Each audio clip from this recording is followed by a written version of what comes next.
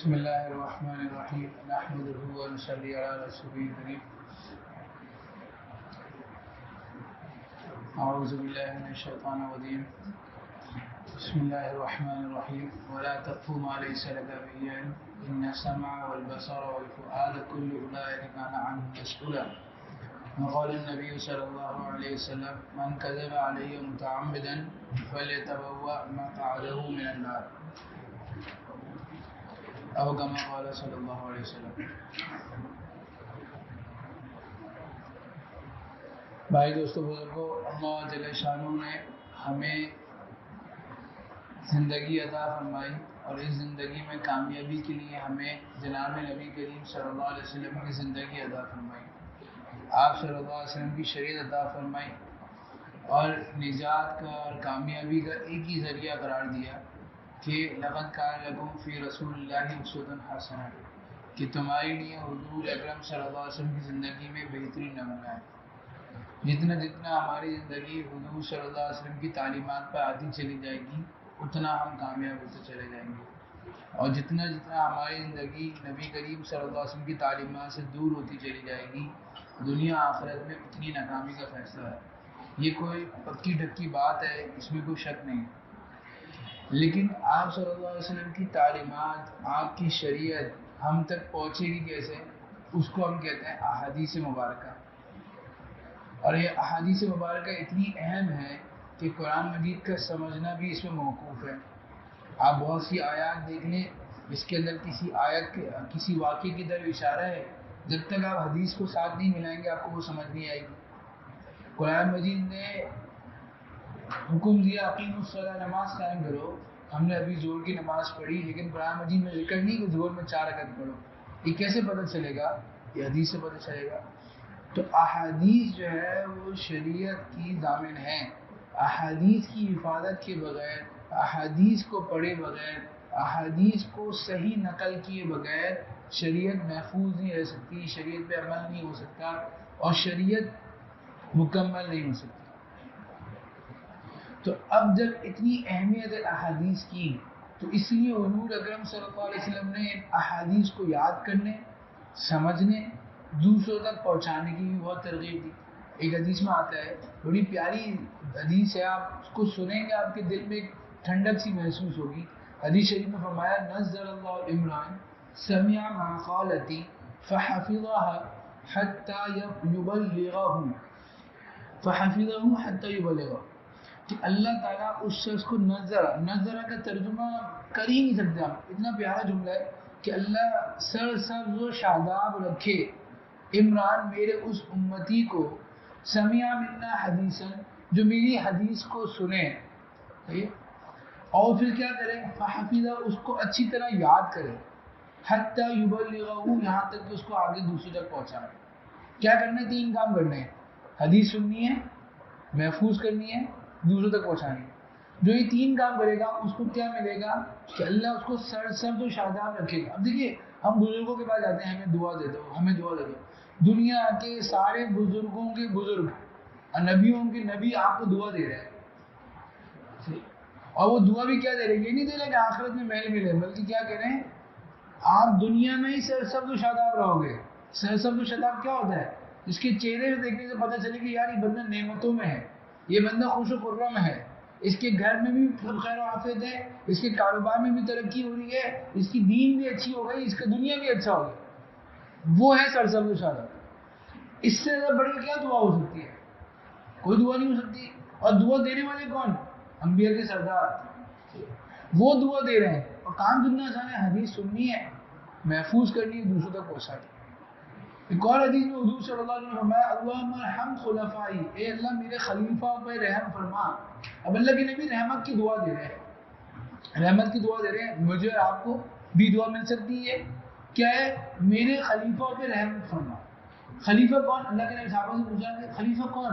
تو فرمایا الذین یروون احادیثی ویبلغونها الناس ویعلمونها الناس، کہ وہ لوگ جو میری حدیث دوسروں تک پہنچا دیتے ہیں، لوگ میری حدیث کیا دوسرے تک پہنچا دیں، بس سچ میں نجات ہے، حدیث ہے نا، آپ نے دوسری تک پہنچا دی، آپ خلیفہ بن گئے اللہ کے نبی۔ لوگ بزرگوں کے خلیفہ بننے کے لیے کتنے مجاہدے کرتے ہیں، اب اللہ کے نبی کے خلیفہ بن جاؤ گے، اللہ کے نبی والی مدد آپ کے ساتھ ہو جائے گی اگر آپ نے حدیث سن کر دوسروں تک پہنچا دی۔ اتنی اہم ہے کیونکہ احادیث پہ تو دار و مدار ہے سارا دین، اگر آپ حدیثوں کو سائڈ پہ رکھ دو دین ہی غیر محفوظ ہو جائے گا۔ ہم تک یہ باتیں کیسے پہنچی؟ حدیث سے پہنچی ہیں۔ اب یہ جب احادیث، دوسری احادیث کا فائدہ کیا ہوتا ہے؟ دیکھیں ہم نے ابھی زور کی نماز پڑھی، ایک نماز پڑھی، لیکن اگر آپ نے کسی کو حدیث سنا دی نماز پڑھنے میں اتنے فائدے ہیں، تو اس نے نماز پڑھنی شروع کر دی، اب اس نے آج 2021 میں نماز شروع کی اور وہ 2000 جو ہے وہ 50 منٹ انتقال ہوا، تو 30 سال کی نمازوں کا ثواب آپ کو 30 منٹ کی بات سے مل گیا کہ آپ نے اس کو حدیث سنا دی کہ بھائی نماز میں نجات ہے، نجات نماز پڑھو۔ اس لیے حدیث میں بات ہے من دل علی خیر فلہ مثل اجر فاعلی، جو کسی کو نیک کام کی طرف رہنمائی کرے اس کو اس کرنے والے کا پورا اجر ملتا ہے۔ تو جب یہ احادیث سنانے میں اتنے فضائل ہیں تو دوسری طرف احتیاط بھی تو ہے کہ اگر ان احادیث کے سنانے میں کوئی گڑبڑ ہو گئی، کوئی غلطی ہو گئی یا بے احتیاطی ہو گئی، اس کو ذرا سوچیں، کیونکہ ابھی ہم نے حدیث پڑھی کہ اللہ کے نبی نے کیا فرمایا، ذرا غور سے سننے کی بات ہے، یہ کوئی روایتی بیان نہیں ہے آج کا، جو لوگ سن رہے ہیں ذرا توجہ سے سن لیں، کیونکہ چاہے ایک بندہ بات کو پک کر لے، لیکن یہ جو بات آج کر رہے ہیں یہ بڑی تحقیق کے بعد اور بڑی ہی درد دل سے کہی جا رہی ہے، کیونکہ آگے جو بات آ رہی ہے نا وہ تھوڑی سی جو ہے فکر والی بات ہے کہ احادیث جو ہے نا وہ شریعت کا ستون ہے، شریعت کا حصہ ہے، شریعت ان کے بغیر ادھوری ہے، احادیث سے پڑھے بغیر دین نامکمل ہے۔ جب یہ ساری بات ہے تو احادیث کو صحیح سمجھنا اور آگے صحیح نقل کرنا کتنا ضروری ہو گیا۔ دیکھیں نا بادشاہ کا فرمان ہے تو وہ آئین ہے، اب بادشاہ کا فرمان صحیح ریکارڈ کرنا اور صحیح پہنچانا کتنا ضروری ہے۔ اس لیے حضور صلی اللہ علیہ وسلم نے فرمایا، جو حدیث میں پڑھی نا کہ جو اللہ تعالیٰ اس کو خوش و خرم رکھے جو میری حدیث کو سنے، صرف سنے نہیں، صرف بیان کرتے نہیں، بلکہ اس کو محفوظ کرے، یعنی صحیح محفوظ کرے۔ اس لیے حدیث میں آتا ہے من کذب علی متعمدا فلیتبوأ مقعدہ من النار، کہ جو شخص مجھ پر جان بوجھ کر جھوٹ بولے، جو مجھ پر جان بوجھ کر جھوٹ بولے، کیا کر لے؟ فلیتبوأ مقعدہ من النار، وہ اپنا محل بنا لے، کہاں بنا لے؟ جہنم میں بنا لے، یعنی اس کا پکا ٹھکانا جہنم میں، تم ابھی سے تمہیں الاٹ ہو گئی جگہ۔ اب ایک بندہ دیکھو بات یہ کہ جان بوجھ کر جھوٹ بولنا کیا مطلب ہوگا؟ جان بوجھ کر جھوٹ بولنے کا مطلب یہ نہیں ہے کہ آپ خود سے حدیث بنا رہے ہیں، بلکہ لاپرواہی بھی جان بوجھ کے ہے نا، لاپرواہی بھی جان بوجھ کی مانتی ہے کہ یار میں بات کر رہا ہوں صحیح ہے اور مجھے کنفرم نہیں کہ حدیث ہے کہ نہیں ہے، میں ایک میسج آگے فارورڈ کر رہا ہوں کہ حضور صلی اللہ علیہ وسلم نے فرمایا، میں ایک اسٹیٹس پہ لگا رہا ہوں کہ حضور صلی اللہ علیہ وسلم نے فرمایا اور مجھے کنفرم نہیں نہ مجھے اس کی حیثیت۔ دیکھیں آپ دنیا میں کسی اسٹیٹ بینک کی طرف سے کوئی بات لکھ سکتے ہیں کہ اسٹیٹ بینک نے یہ کہا، آپ اسٹیٹ بینک کو چھوڑا میری طرف سے یہ میں آپ کی طرف سے کوئی بات کہہ سکتا ہوں؟ آپ میرا گربان پکڑنا کہ جب میں نے یہ بات بولی نہیں تو تم نے کیوں بولا آگے جا کے میں نے یہ بات بولی ہے، ثابت کرو۔ تو بھائی یہ تو ساری دنیا کی وجہ کائنات جو ہے وہ سید الرسل کی طرف بات ہے، اگر اس کی طرف منسوخ کر کے میں بات کر رہا ہوں جس کی ہر بات حدیث ہے، جس کی ہر بات شریعت ہے، جس کا ہاں یا نہ کہنا بھی دین ہے، اس کی طرف منسوخ کر کے میں بات کر رہا ہوں، تو اللہ کے نبی نے فرمایا جو مجھ پر جان بوجھ کر جھوٹ بولے وہ کیا بنا لے؟ اپنا ٹھکانہ جہنم میں بنا لے۔ اب یہ جو حدیث تھی نا صحابہ کرام میں اتنی مشہور ہو گئی تھی کہ یہ حدیث فقہاء کرام فرماتے ہیں 100 سے زیادہ صحابہ کرام سے بھر ہوئی ہے، یعنی صحابہ کرام ہر ایک ہی حدیث سنایا کرتے تھے۔ پھر ایک اور حدیث میں آپ صلی اللہ علیہ وسلم ان کذبا علی لیس کذب احد، کہ مجھ پر جھوٹ باندھنا ایسا نہیں ہے جیسے تم ایک دوسرے پہ جھوٹ باندھ دیتے ہو، کیونکہ بھائی میری بات جو ہے وہ دین کا حصہ نہیں ہے، آپ کی بات دین کا حصہ نہیں ہے، میری بات جو ہے انفرادی لیول پہ اس کا اثر ہے، میرے گھر تک تعلق ہے، میرا آفس، لیکن اللہ کے نبی کی بات جو ہے نا وہ عالمی ہے، اللہ کے نبی کی بات شریعت کا حصہ ہے، اللہ کے نبی کی بات جو ہے وہ دین کا دار و مدار ہے۔ تو اگر ہمارے پاس دین امانت ہے، ہم نے اگلی نسل دیکھو بیچ میں اتنے 14 سال گزرے، اگر یہ احادیث کو اہتمام نہ ہوتا ہے حفاظت، آپ دیکھیں بزرگان دین نے احادیث کو محفوظ کرنے اور احادیث کو ہر طرح کی غلطیوں سے محفوظ کرنے کے لیے کیا کچھ قربانی نہیں دی۔ ایک میں آپ کو عجیب واقعہ ہے، امام علی مدینی رحمۃ اللہ علیہ جو ہے بہت بڑے حافظ گزرے، ان کے جو والد صاحب تھے نا وہ بھی حدیث بیان کرتے تھے، لیکن ان کے والد صاحب اتنے معتبر آدمی نہیں تھے، ان کے حافظہ بھی کمزور یا ان کی کچھ معتمد یا معتبر یا ریلائبل آدمی نہیں تھے. ہوتا نا بیٹا تو بہت بڑا علامہ وقت ہے لیکن والد صاحب بے نمازی ہیں یا والد صاحب جو ہے وہ اتنے دیندار نہیں ہیں، تو ایسی کوئی کیفیت تھی. تو ان کے جو اچھا وہ اس زمانے میں تو ہر ایک کو کچھ نہ کچھ احادیث یاد ہوتی تھی اور کچھ نہ کچھ بیان کرتے تھے بیان. تو وہ امام علی مدینی رحمۃ اللہ علیہ جو تھے بہت بڑے علامہ وقت اور محشر الحدیث، تو ان سے لوگ کہتے تھے کہ آپ ساری دنیا کے علماء کرام کی احادیث بیان کرتے رہتے ہیں، اپنے والد صاحب کی بھی تو حدیثیں بیان کریں. لوگ یہاں تک آ کے کہتے تھے کہ یہ والد کا نافرمان ہے، اپنے والد کی حدیثیں بیان نہیں کرتا، ساری دنیا کے بصرہ کے محدثین کی بیان کر رہا ہے، جو ہے نا کہتے ہیں کوفہ کے محدثین کی بیان کر رہا ہے، یہ کیا والد.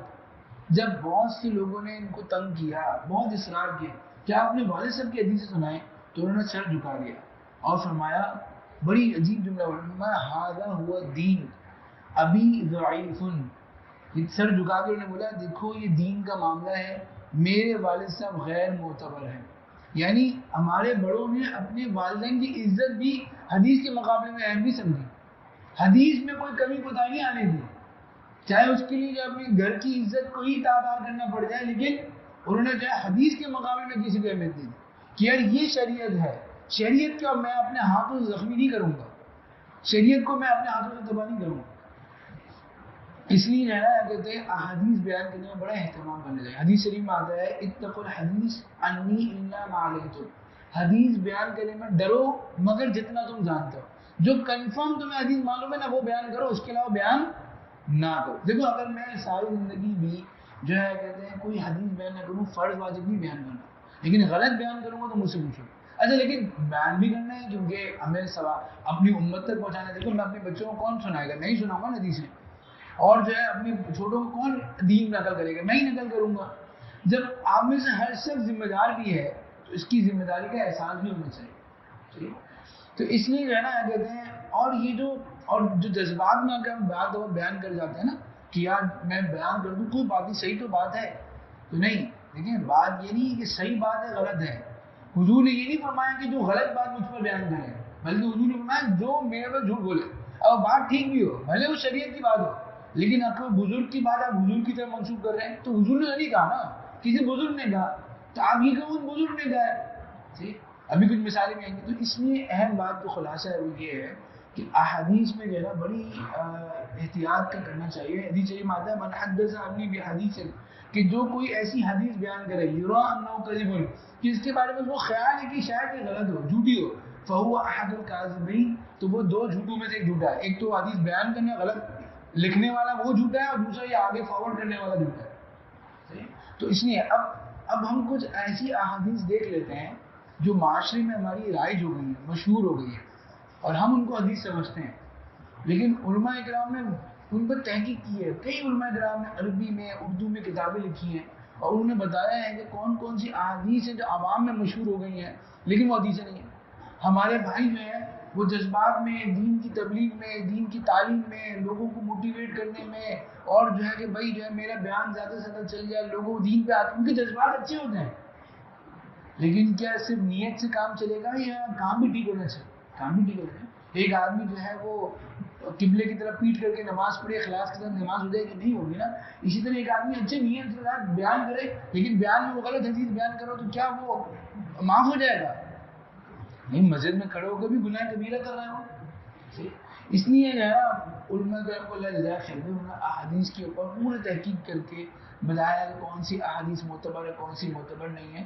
اب انہی میں سے ایک کام بڑا اہم ہے جو ابھی نظر سے گزرا کہ ہمارا ایک کراچی میں ایک معروف مدرسہ ہے جامعۃ العلوم الاسلامیہ علامہ یوسف بنوری ٹاؤن، جس کو معروف عام زبان میں کہا جاتا ہے بنوری ٹاؤن کا مدرسہ، صحیح ہے نا.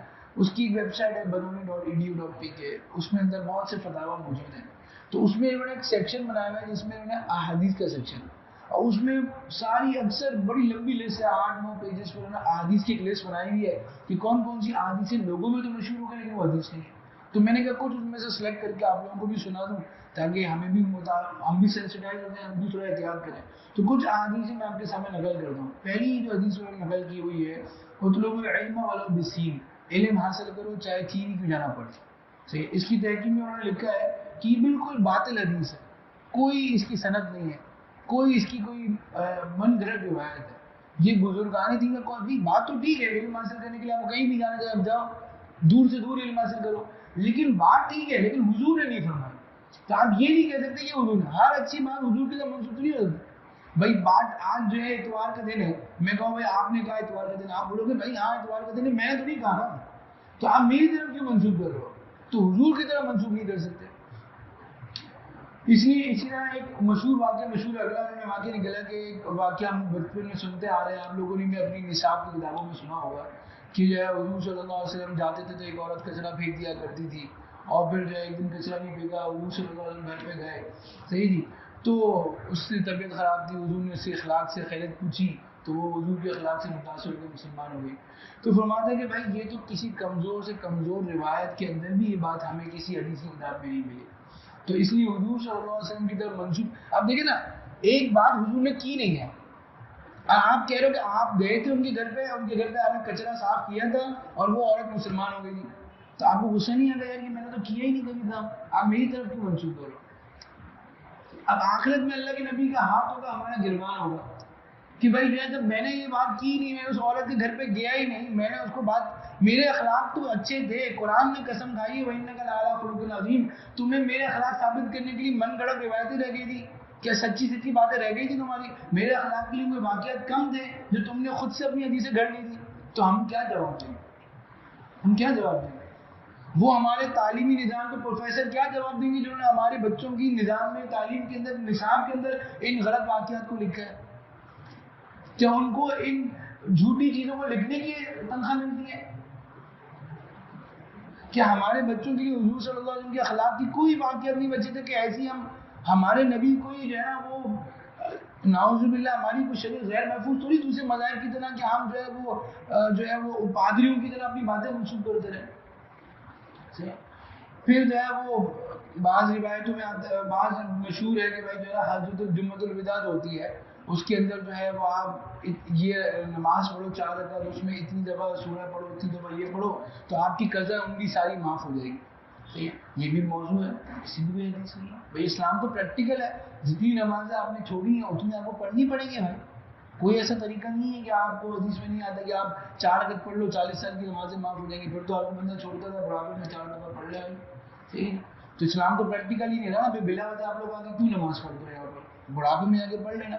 تو جو ہے یہ کہتے ہیں سمپل سی بات ہے کہ یہ کچھ ایسی بھی چیزیں گھڑ لی جاتی ہیں تاکہ لوگ جو ہے وہ عمل میں سست ہو جائیں. تو یہ بھی ایسی حدیث نہیں ہے. پھر ایک واقعہ نقل کیا کہ غزوہ تبوک کے موقع پر, مشہور واقعہ یہ تو مستند ہے کہ غزوہ تبوک کے موقع پر حضرت ابو بکر صدیق رضی اللہ عنہ نے جب حضور صلی اللہ علیہ وسلم نے آ کے فرمایا کہ بھئی اللہ کے راستے میں جہاد کے لیے چندہ دو, تو ہر صحابی کی خواہش تھی کہ میں آگے سے آگے بڑھوں. حضرت عمر رضی اللہ عنہ نے خواہش کی کہ میں آج جو ہے وہ کیا کروں گا, دین کے معاملے میں حضرت ابو بکر صدیق سے بھی آگے بڑھ جاؤں گا, کیونکہ صحابہ کرام میں کمپٹیشن ہوتا تھا نیکیوں کے لحاظ سے. تو حضرت ابو بکر صدیق رضی اللہ عنہ اپنے گھر کا مال لے کے آئے, حضرت عمر رضی اللہ عنہ اپنے گھر کا مال لے کے آئے.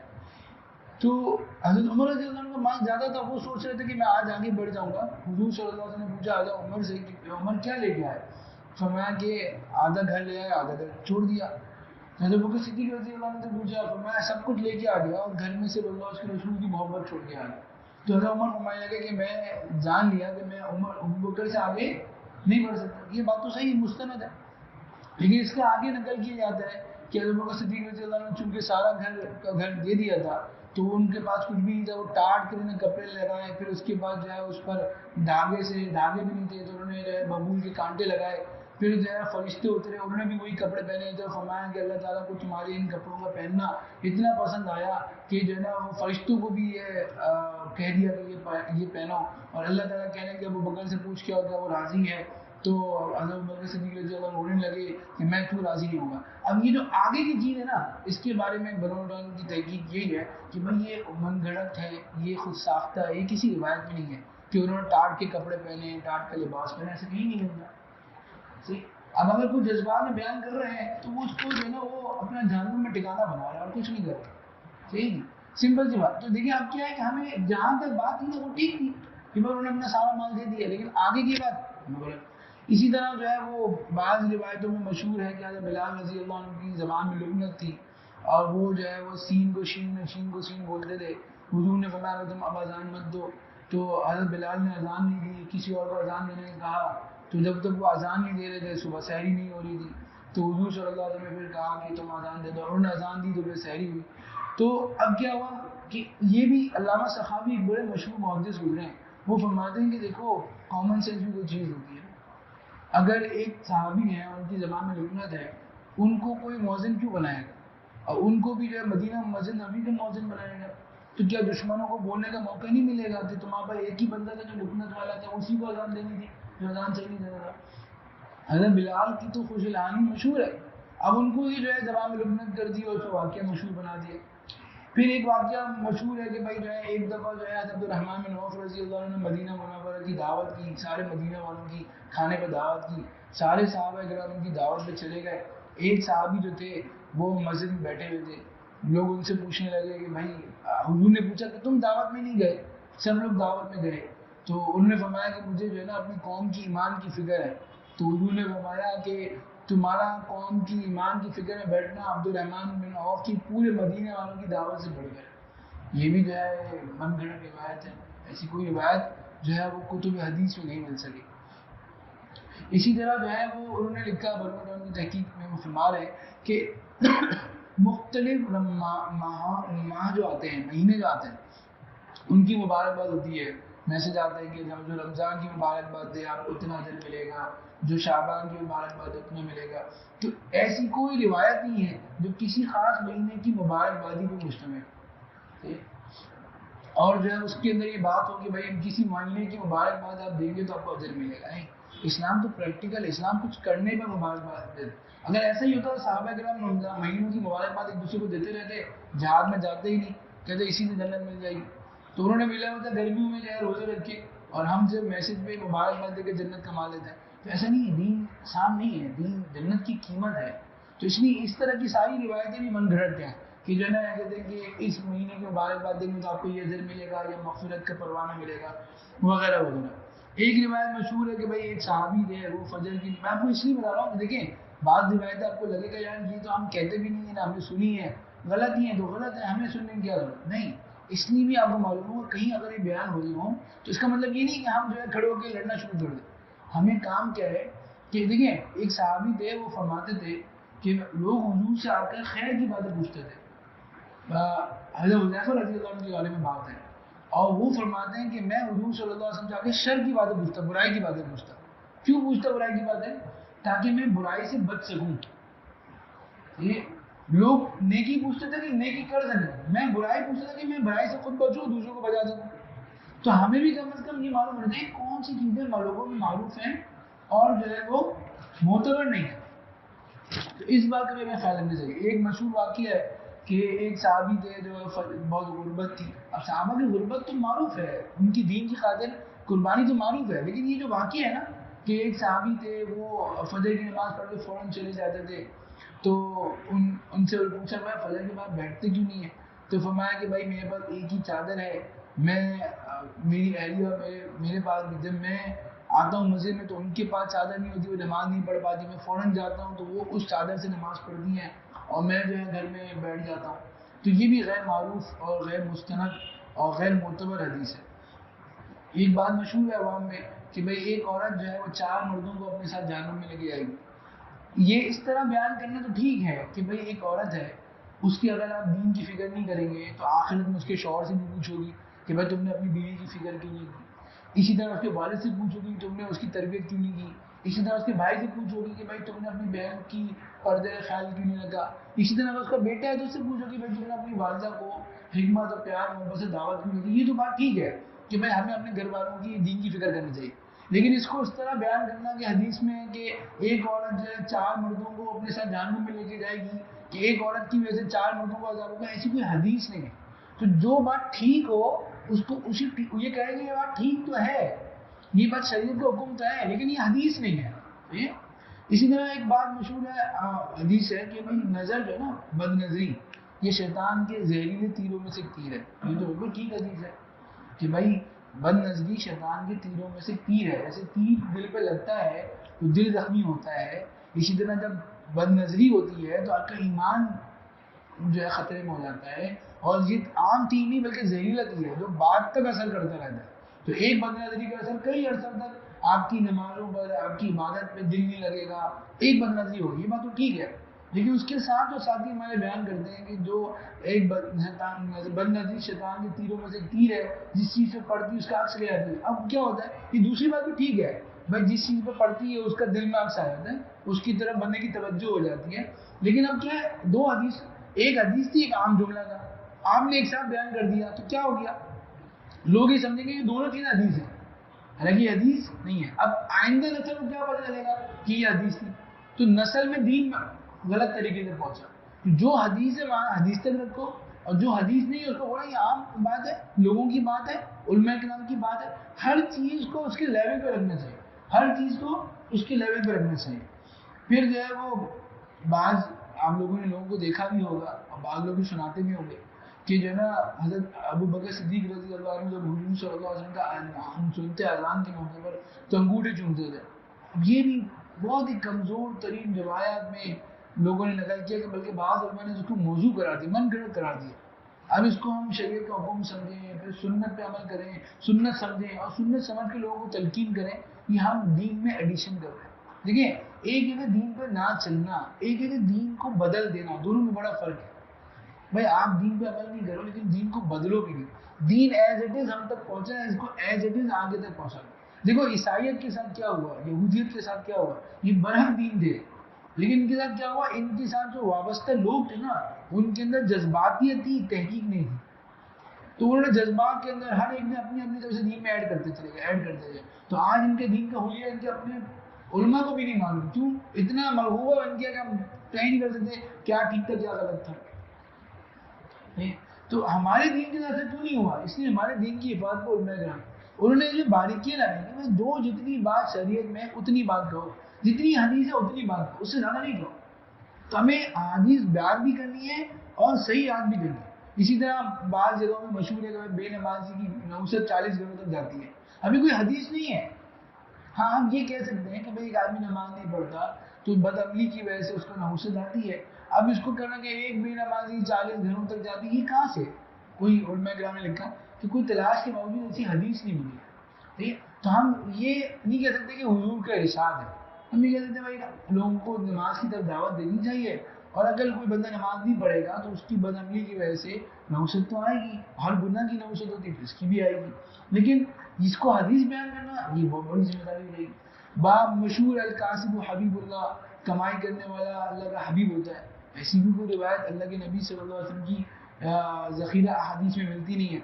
مومن کے جھوٹے میں شفا ہے، یہ بھی مشہور بات ہے، بچپن سے سنتے آ رہے ہیں. لیکن ایسی یہ بھی کوئی حضور صلی اللہ علیہ وسلم کا ارشاد نہیں ہے. یہ کسی طبیب کا قول تو ہو سکتا ہے کہ وہ مومن کا جھوٹا پیے تو آپ کو شفا ملے گی، کسی ڈاکٹر کی بات تو ہو سکتی ہے، کسی بزرگ کا تجربہ تو ہو سکتا ہے، لیکن اللہ کے نبی صلی اللہ علیہ وسلم کا ارشاد نہیں ہے. پھر ایک روایت آپ نے اکثر دیواروں پہ بھی دیکھی ہوگی کہ حدیث قدسی ہے، اے ابن آدم ایک تیری چاہت ہے ایک میری چاہت ہے. چاہیے اگر تو لگے گا کرے گا وہ جو میری چاہت ہے تو میں کر دوں جو تیری چاہت ہے. پہلے کچھ عرصے پہلے بڑی مشہور ہوئی تھی اور بڑی جگہوں پہ آتی تھی، ابھی بھی کچھ اسٹیٹس پہ نظر آتی. تو یہ بھی ہے نا، یہ حضرت حسن بصری رحمۃ اللہ علیہ کا قول ہے. اللہ کے نبی کا بھی ارشاد نہیں ہے اور اللہ تعالیٰ کی حدیث، اللہ تعالیٰ کی حدیث قدسی بھی نہیں ہے. تو ہم یہ تو کہہ سکتے ہیں زیادہ سے زیادہ حسن بصری وہ بھی کمزور روایتوں میں آتے ہیں. ہم کہتے ہیں کہ شاید حضرت حسن بصری میں ہوگا. دیکھیں بات تو ٹھیک ہے کہ بھائی ایک بندے کی چاہت ہوتی ہے اللہ کی چاہت ہوتی ہے. بندہ اگر اللہ کی چاہت میں لگے گا اللہ اس کو بھی خوش کر دے گا، اگر دنیا کی خواہشوں میں لگے گا، اپنی خواہش میں لگے گا تو اللہ تعالیٰ اس کو جو ہے دنیا میں تھکا دے گی. مطلب ٹھیک ہے، لیکن اس کو حدیث کے طور پر کوٹ کرنا یہ بڑی ذمہ داری ہے. تو اس لیے ہم دیکھیں یاد دیں، دیکھیں اس کی یہ ساری باتیں ابھی اگر میں سلسلہ شروع کروں تو ختم نہ ہوگا، ایسی غیر مطلب. لیکن یہ آئی کیوں؟ یہ اب ہم جو بات کرتے ہیں کہ اس کا تدارک کیسے؟ اس کا تدارک یہ ہے کہ دیکھیں آپ ڈاکٹر کے پاس گئے، آپ کو ڈاکٹر نے کہا کہ بھائی آپ جو ہے نا کہتے ہیں بیمار ہیں، آپ کی شفا یہ کہ آپ دودھ پیا کریں. صحیح جی. تو آپ نے جو ہے نا وہ کہتے ہیں ایک آدمی جا رہا تھا موٹر سائیکل پہ دودھ بیچتا ہوا چلیے جی آپ نے کہا بھائی دودھ مجھے دو، آپ نے دودھ دیا، دودھ پیا آپ اور بیمار ہو گئے.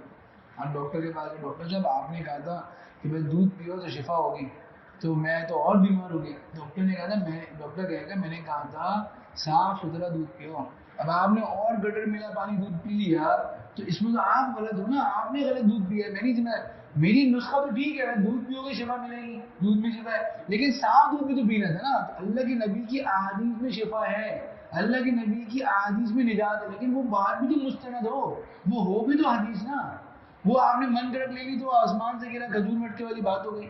تو اس لیے بھائی اب اول تو ہم دین کی طرف آتے نہیں، اگر آتے ہیں تو ہمارا دین کیا ہوتا ہے یوٹیوب، اس پر جائے جو وائزین چل بھائی جو مشہور ہوتا جا رہا ہے اس کے کلپ آ رہے ہیں اس کو سن کے ہم کہہ رہے ہیں ماشاء اللہ ہم نے تو بہت دین حاصل کر لیا. اب وہ ایران توران کی مار رہے ہیں نہ اس کا بیک گراؤنڈ پتا کہ وہ کہاں سے کس مدرسے سے عالم بنا، بس مشہور ہو گیا، اس نے اپنے کیمرہ خرید لیا، ایک پگڑ پہن لی اور اس کے بعد اس نے بیان کرنا شروع کر دیا، اس کے لائک زیادہ آ گئے، اس کی باتوں میں جذباتیت زیادہ ہے، بات اچھی کرنی آتی ہے، کچھ لائک زیادہ آ گئے، فارورڈ زیادہ ہو رہا ہے، پیسہ لگاتے ہیں یوٹیوب پہ، آپ ماشاء اللہ جو ہے وہ اس کے پیچھے فالوور بن گئے اور آپ جو اس کے اسٹیٹس لگا لو، اس کی بیانات سن رہے اس پہ عمل کر. بھائی کبھی اس طرح اپنی بیماریوں کا علاج کیا؟ کبھی بیماری کا علاج تو اس طرح نہیں کیا، بیماری کے لیے ڈاکٹر کے پاس جاتے ہیں. کبھی گھر ایسا کیا کہ بھائی کسی بھی انجینئر کا جو ہے نا وہ بیان سن کر جو ہے اپنے گھر بنانا شروع کر دیا، اس کے لیے تو مستند انجینئر کو تلاش کرتے ہیں. دین کے لیے بس یوٹیوب ہے. تو اس کے لیے بہت ضروری ہے کہ اگر ہم چاہتے ہیں کہ صحیح معتبر دین کی طرف آئیں اور خود ساختہ من گھڑت، تو پہلی بات تو ہم نیت کر لیں کہ صرف مستند علماء کرام کی بیانات سنیں گے. دیکھیں آپ بھی بولیں کہ میں تو مستند بھی سنتا ہوں اور دوسروں کی باتیں بھی سنتا ہوں، کوئی فارغ تو ہوں، ریٹائرڈ آدمی ہوں میں، تو میں جو ہے نا وہ واٹس ایپ پہ جو میسج بھیج دیتا سن لیتا ہوں بیان. نہیں، یہ غلط سننا سے بچنا ضروری ہے. صرف صحیح سننا کافی نہیں ہے بلکہ غلط سننے سے بچنا بھی ضروری ہے. دیکھیں آپ نے ایک طرف اے سی کھول دیا دوسری طرف کھڑکی بھی کھول دی تو اے سی کی ہوا رکے گی؟ نہیں رکے گی. ایک طرف تو آپ صحیح سے بیان سن رہے ہیں، دوسری طرف آپ کے کان کھلے ہوئے غلط باتیں بھی کان میں پڑ رہی ہیں، تو آپ کے دل میں چیزیں مکس ہو جائیں گی، آپ کے دماغ میں چیزیں مکس ہو جائیں گی. پھر آپ اپنے بچے کو سمجھا رہے ہوں گے نا تو آپ کے منہ سے بے دھیانی میں غلط حدیثیں نکلیں گی کیونکہ آپ کے دماغ میں تو بیٹھی ہے نا وہ. تو اس لیے کوالٹی کی چیزیں سننا، دیکھیے جیسے دوائی کھانا ضروری ہوتا ہے اس طرح پرہیز کرنا بھی ضروری ہوتا ہے.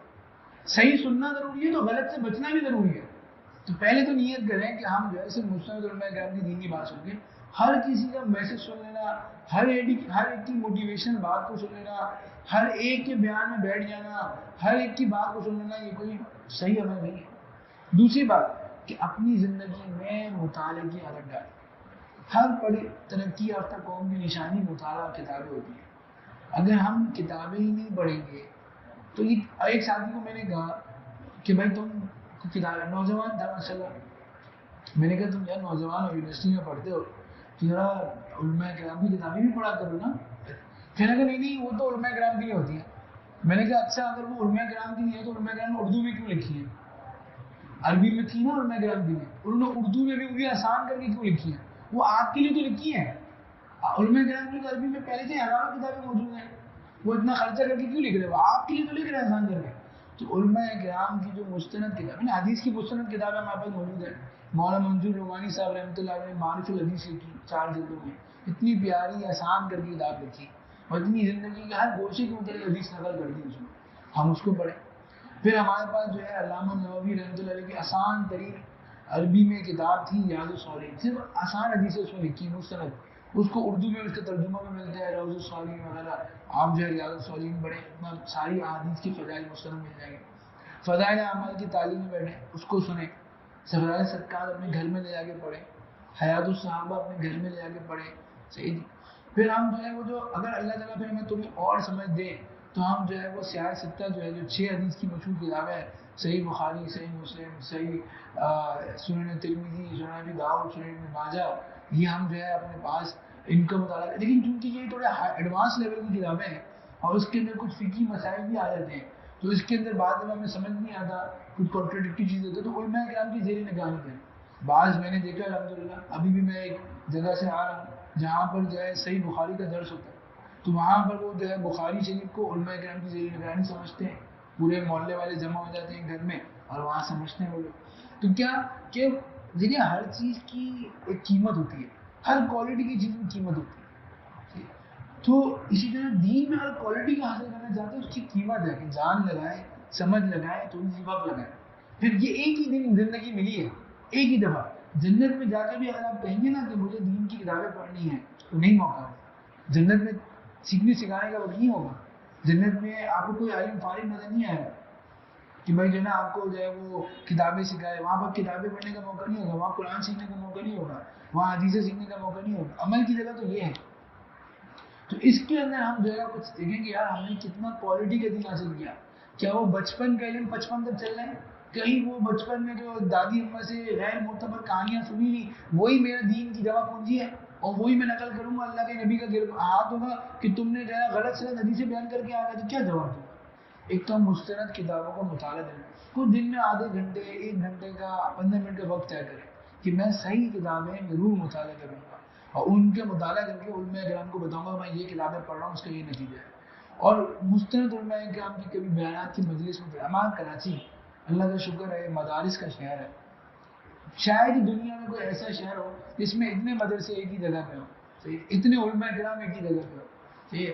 ہم ان کے ساتھ بیٹھے, ان کے ساتھ ان کی بیانات سنیں. ہفتے میں ایک دفعہ کریں, یہاں جیسے اتوار کو ہوتا ہے اور جگہ پہ ہوتا ہے جو مستند جگہ, اور اپنے موبائل پر جو ہے نا تھوڑا کنٹرول کریں. واٹس ایپ پہ, فیس بک پہ, کہ جو بھی غیر مستند چیزیں آ رہی نا ان کو نہ سنیں, نہ کسی کے کلپ کو سنیں, نہ کوئی جب تک مستند نہ ہو. ایک دفعہ پوچھ لیں بھائی اس کی باتیں مستند ہوتی ہیں ان کو سنیں. ہر کسی کا وائس میسج سن لینا, ہر ایک کو آگے فارورڈ کر دینا, اس سے بچیں.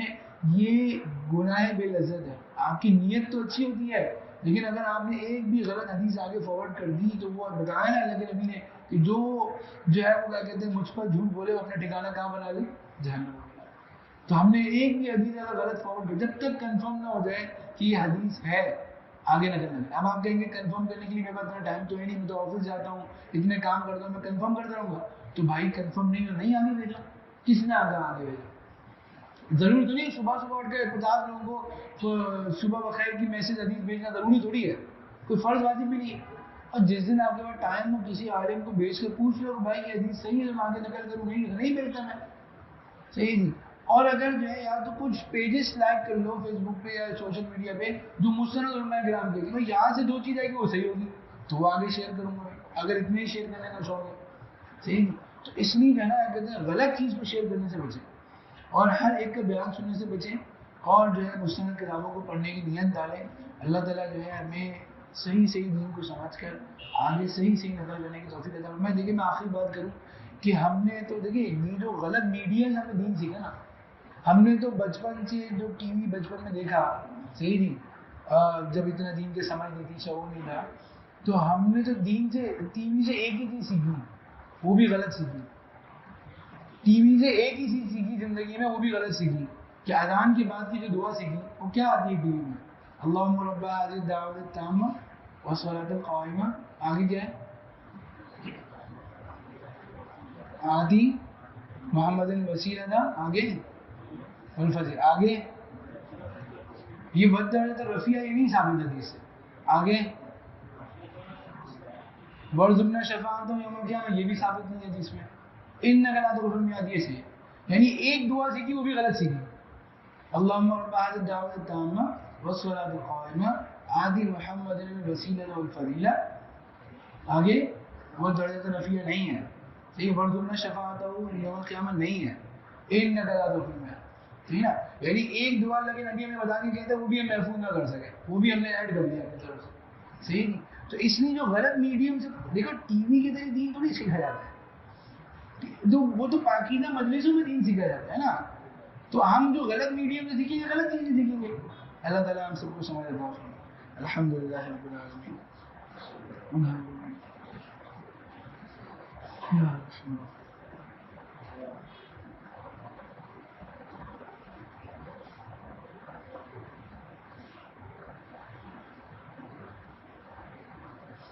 آمین الحمدللہ.